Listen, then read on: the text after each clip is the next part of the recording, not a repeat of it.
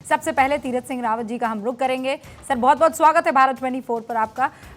अब तक जो आपको जानकारियां मिली हैं उसमें सबसे अव्वल क्या है जो आप इस वक्त भारत 24 के दर्शकों को बताना चाहेंगे, क्योंकि कल से जो खबर दिल में बैठी है कि 17 दिन बाद 41 मजदूरों को निकाल लिया गया है, इसके आगे और खबर जानने की चाहत भी नहीं रही है।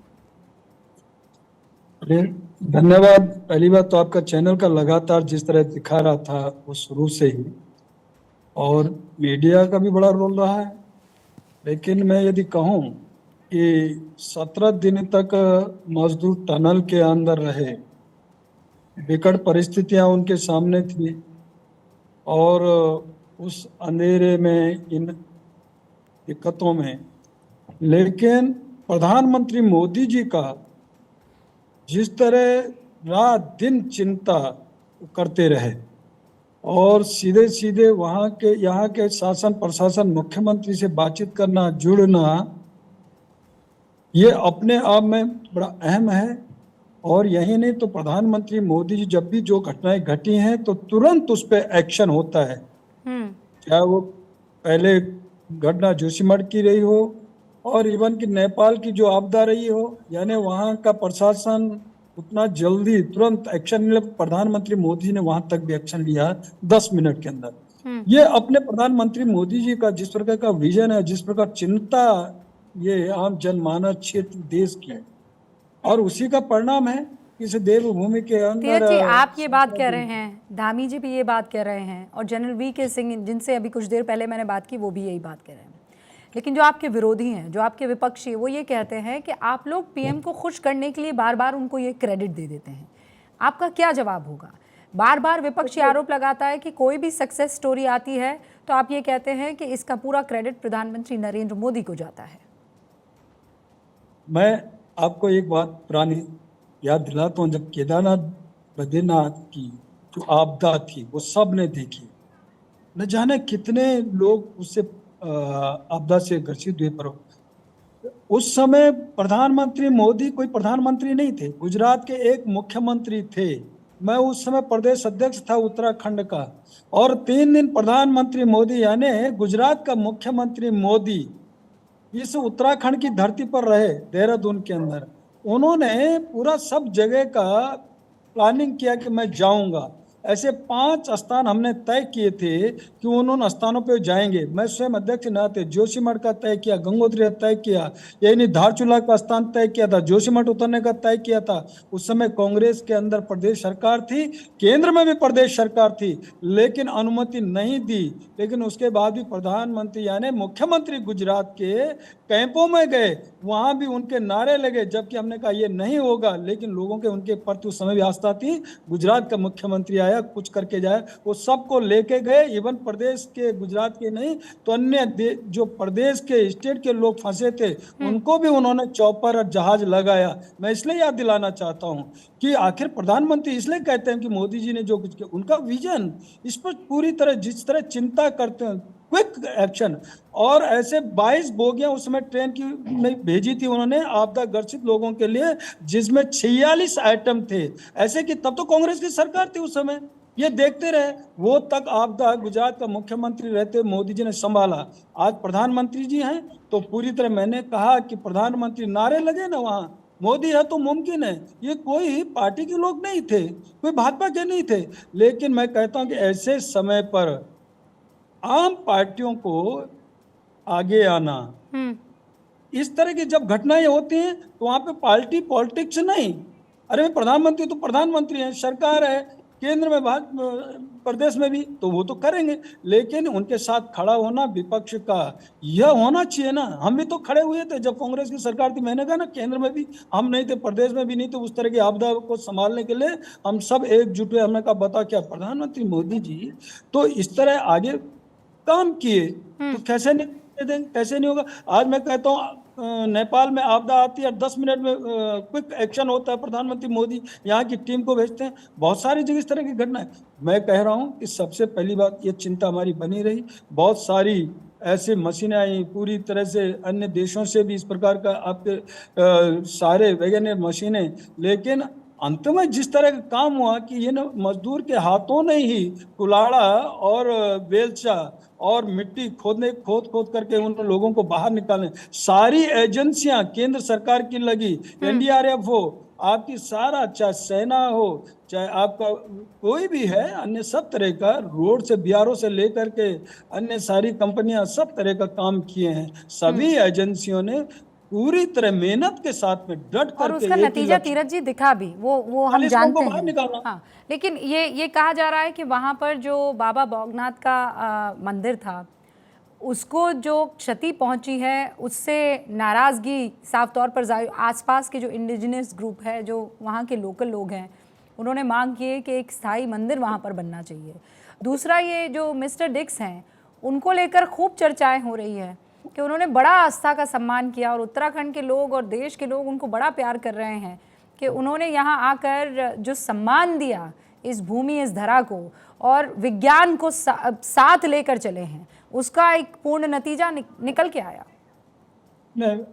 हम उनका धन्यवाद करना चाहेंगे, और वास्तव में उनकी आस्था और जिस तरह दिखी कि उन्होंने भी इस भगवान को, इस देव भूमि को भी पूरी तरह नतमस्तक करते हुए अपना काम किया है। जैसे हम लोग किसी भी कार्य को करते हैं तो उससे पहले पूजा पाठ, ये सारी चीजें, स्तुतियां करते हैं, उसी तरह उन्होंने जिस तरह किया, तो यानी भगवान है, ईश्वर है, देवी देवता हैं, ये सारा जिस तरह उन्होंने भी इस तरह का किया है तो सब दिखा है। और मैं कह सकूं देवभूमि में ये सारा गंगोत्री, यमुनोत्री, केदारनाथ, बद्रीनाथ, सारे धाम, और जिस तरह की आस्था और जिस तरह की प्रार्थना उन 41 मजदूरों के लिए बाहर निकालने के लिए होती रही।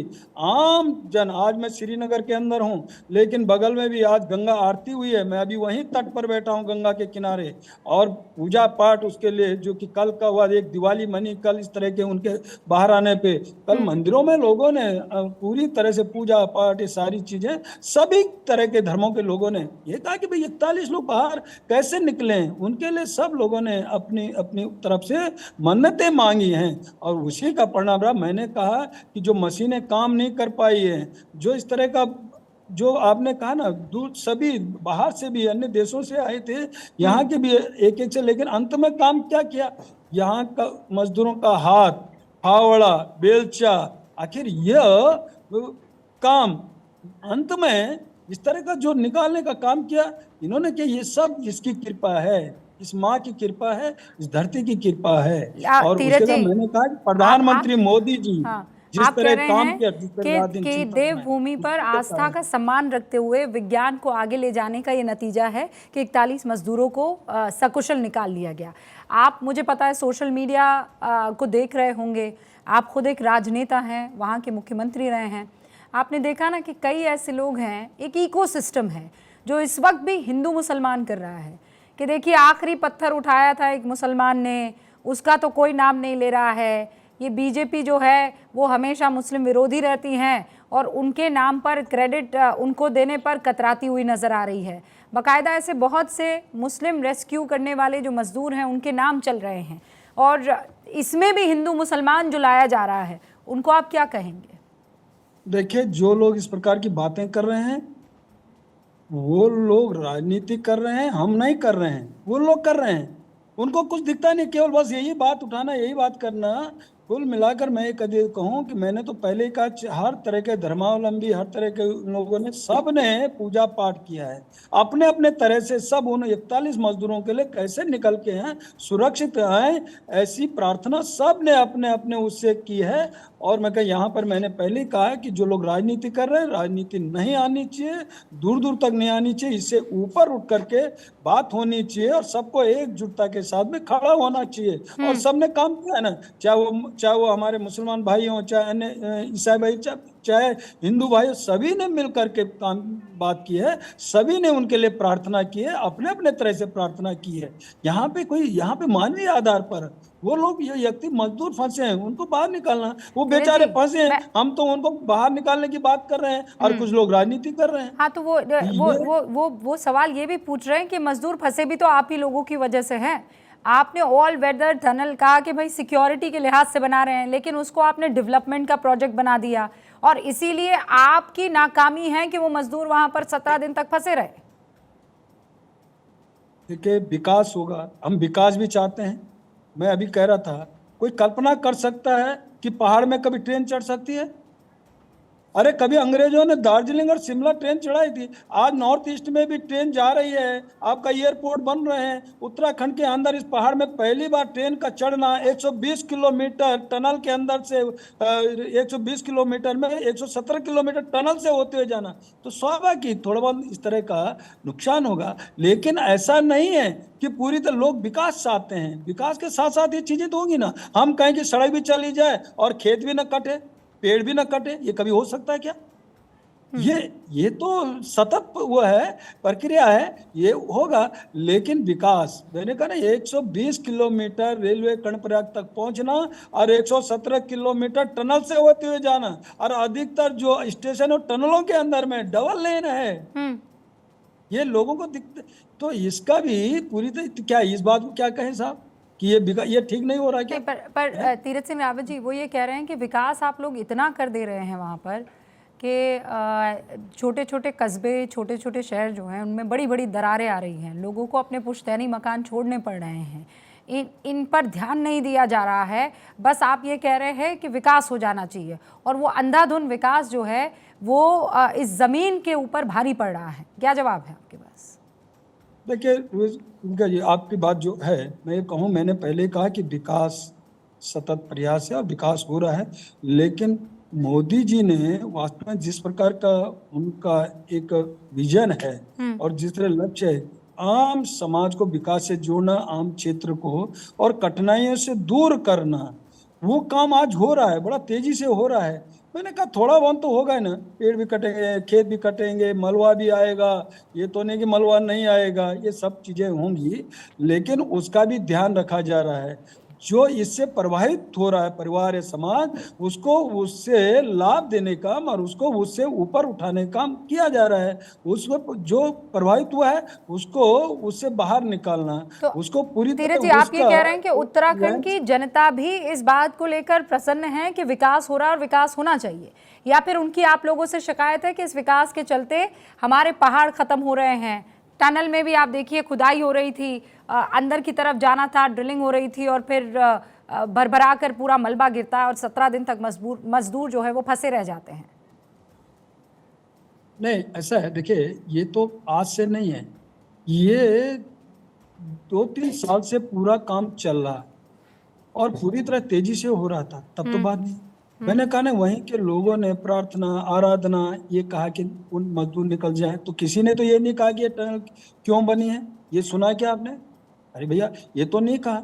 उन्होंने कहा एक ही था कि 41 मजदूर बाहर निकल जाएं, ये कैसे भी निकलें, किस तरह हो, इनके लिए सब तरह की प्रार्थना, आराधना, ये सारा मन में एक भाव था। इस तरह का हम लोग सब लगे थे और इवन अपने अपने प्रयास से जो, तो लेकिन इस उस बीच कभी किसी ने ये आवाज नहीं किया, ये उठाया कि ये टनल क्यों बन रही है साहब। ऐसा नहीं किसी ने कहा।